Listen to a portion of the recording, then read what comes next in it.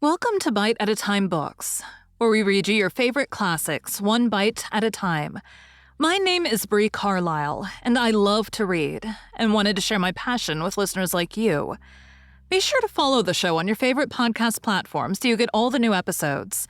Or you can follow the show on YouTube, where we have playlists for all the stories. You can find us on all the social medias at Bite at a Time Books, or on our website, biteatatimebooks.com, where you can also sign up for our newsletter for more information on what we're reading and what's coming next for the podcasts. We're part of the Bite at a Time Books Productions Network. If you'd also like to hear what inspired your favorite classic author to write their novels, and what was going on in the world at the time, check out the Bite at a Time Books Behind the Story podcast, Tuesdays, wherever you listen to podcasts. Today we'll be continuing Dracula by Bram Stoker. Chapter 15. Bite 2. 27 September. It was 2 o'clock before we found a suitable opportunity for our attempt. The funeral held at noon was all completed, and the last stragglers of the mourners had taken themselves lazily away. When looking carefully from behind a clump of alder trees, we saw the sexton lock the gate after him. We knew then that we were safe till morning, did we desire it. But the professor told me that we should not want more than an hour at most. Again, I felt that horrid sense of the reality of things, in which any effort of imagination seemed out of place. And I realized distinctly the perils of the law which were incurring in our unhallowed work. Besides, I felt it was also useless. Outrageous as it was to open a leaden coffin to see if a woman dead nearly a week were really dead, it now seemed the height of folly to open the tomb again, when we knew from the evidence of our own eyesight that the coffin was empty. I shrugged my shoulders, however, and rested silent. For Van Helsing had a way of going on his own road, no matter who remonstrated. He took the key, opened the vault, and again courteously motioned me to proceed. The place was not so gruesome as last night, but oh, how unutterably mean-looking when the sunshine streamed in. Van Helsing walked over to Lucy's coffin, and I followed. He bent over, and again forced back the leaden flange, and then a shock of surprise and dismay shot through me. There lay Lucy, seemingly just as we had seen her the night before her funeral. She was, if possible, more radiantly beautiful than ever, and I could not believe that she was dead. The lips were red, nay, redder than before, and on the cheeks was a delicate bloom. "Is this a juggle?" I said to him. "Are you convinced now?" said the professor in response. And as he spoke, he put over his hand, and in a way that made me shudder, pulled back the dead lips and showed the white teeth. "See," he went on. "See, they're even sharper than before, with this and this." And he touched one of the canine teeth, and that below it. "The little children could be bitten. Are you of belief now, friend John?" Once more, argumentative hostility woke within me. I could not accept such an overwhelming idea as he suggested. So with an attempt to argue, of which I was even at the moment ashamed, I said, "She may have been placed here since last night." "Indeed, that is so. And by whom?" "I do not know. Someone has done it. And yet she has been dead 1 week.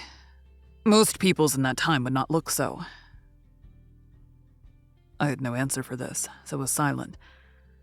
Van Helsing did not seem to notice my silence. At any rate, he showed neither chagrin nor triumph. He was looking intently at the face of the dead woman, raising the eyelids and looking at the eyes, and once more opening the lips and examining the teeth. Then he turned to me and said, "Here, there is one thing which is different from all recorded. Here is some dual life that is not as the common. She was bitten by the vampire when she was in a trance, sleepwalking. Oh, you start. You do not know that, friend John, but you shall know it all later. And in trance could he best come to take more blood. In trance she died. And in trance she is undead too. So it is that she differ from all other.